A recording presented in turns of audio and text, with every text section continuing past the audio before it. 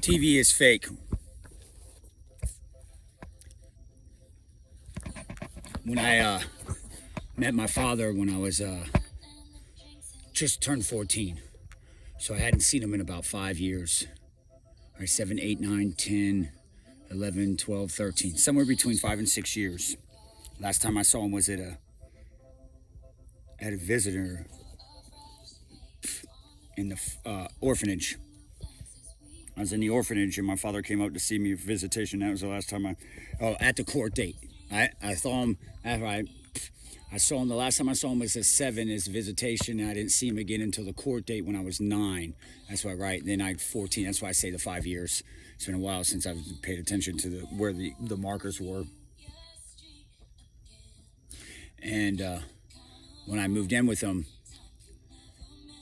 I lived down the street from Watson and Shirley. Dan, Watson, and Shirley. All right? And my father lived in the first house built in that area of Orlando, and that was the first house, and it was the only house during that 50-year run still standing as it converted from orange groves to neighborhoods. So the house that I moved into him with was like from the 1870s. It was the caretaker of the orange groves for the area, for Tropicana, I think.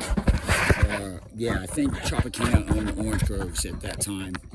Like they were the ones that ended up with that property and the reduction of ownership of the orange groves. So we lived in this house. So that was the first house I moved in from it was 1870s it was built. It was the only house in Belle Isle. It was the only house in all 5 chains of lake. It was the only house. Like Belle Isle is 5 lakes. And orange groves surrounded all 5 lakes. And that was the house that took care of them. That's the house that I moved into with my father. Right down the road was Neela. Nela. And then I lived on Matchett. All right? That's when I moved in. And then the neighbors then we moved into another house on Matchett. So we moved right down the road when the house that we had couldn't take care of. He took in my brother and my sister. He wasn't their father. Half brother from one father was half brother from one father, half sister from another father. So all 3 of us were halves, different father each for one of us. So my father took in my other 2, my brother and sister, and he decided to get a different type of house to take care of all 3 of us. So my father went from living alone to all of a sudden supporting all 3 of us within 1 year. So he took us all in and he's taking care of all of us. And we're living on Matchett. And the neighbors, I forget exactly what their names were, but they bought that Z28, brand new. That was the first year it came out, was the Z28. So was when we moved in. So we moved in next door. The neighbors bought the Z28. And then the next door neighbors sued for homeowners insurance for like $5,000 for some dog bite. So dog bite, and then it turns into this thing. And then I end up moving from, so I went from Callaway to Matchett to Neela, and then to, Rossmore and Urban, right? And then the Urban, the B was the Buchanans. I think something like that. The Buchanans were the one that got where homeboy got his finger chopped off, right? The Buchanans had and then there was the twins, the Peppers, right? The Peepers.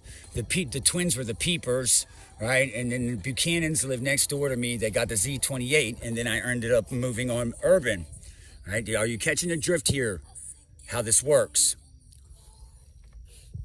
You hear, Taylor? Cornelia. What she finds out in us working and hooking up is that she finds out that I am truly a centerpiece for the way the entire nation was built in a super street code, my entire name, right? And it had been building up since the 30s when my grandmother in the fire department in Orlando had a wild party and the firefighters set my grandmother's house on fire trying to show her how quick they could put out a fire and burn their house.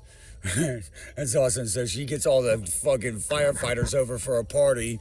Their great idea is to fucking, let's show her how we can put a fire out. And then they fucking set the fire and burn the house down. So this shit goes all the way back to like the 30s before World War II.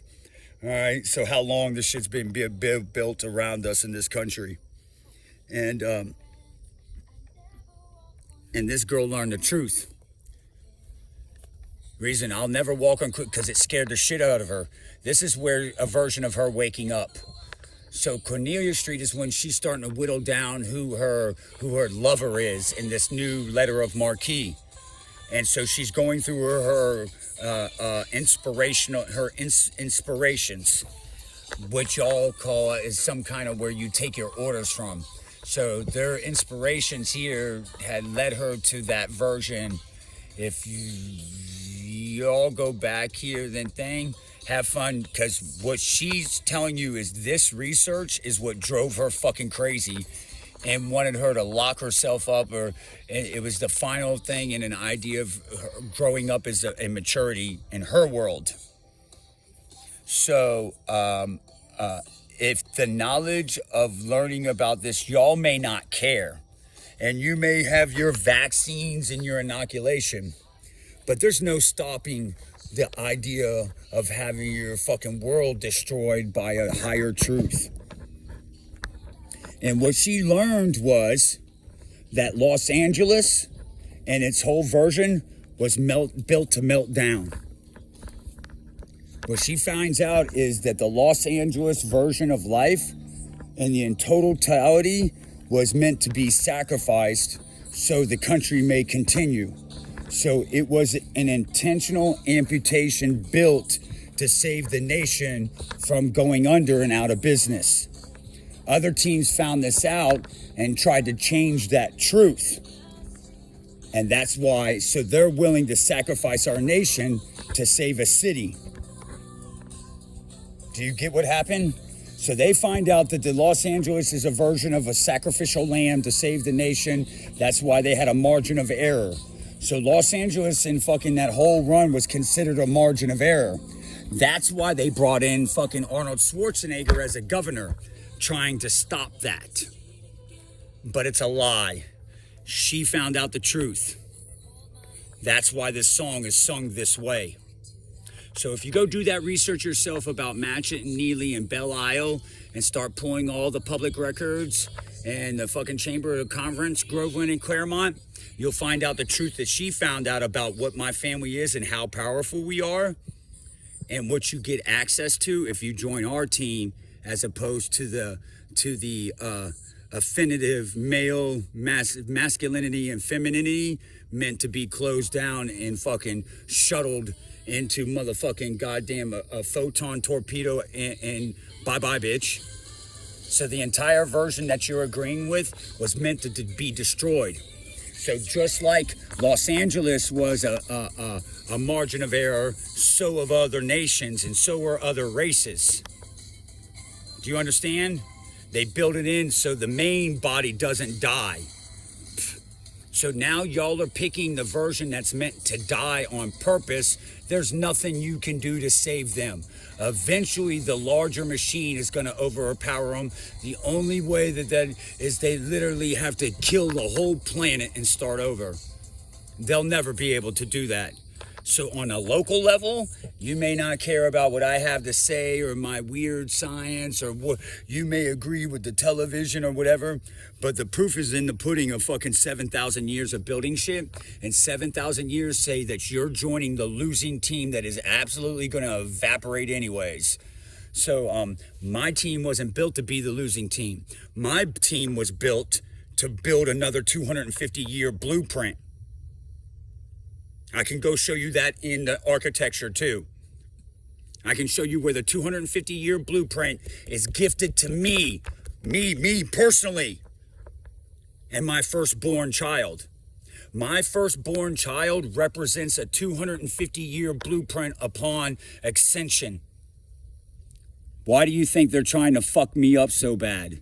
So Claremont and Groveland, your 150 to 170 year fucking super luxury thing is nothing compared to my 250 year fucking blueprint on my firstborn child. Doesn't matter which team you pick. I told the truth. Y'all haven't told the truth to yourselves.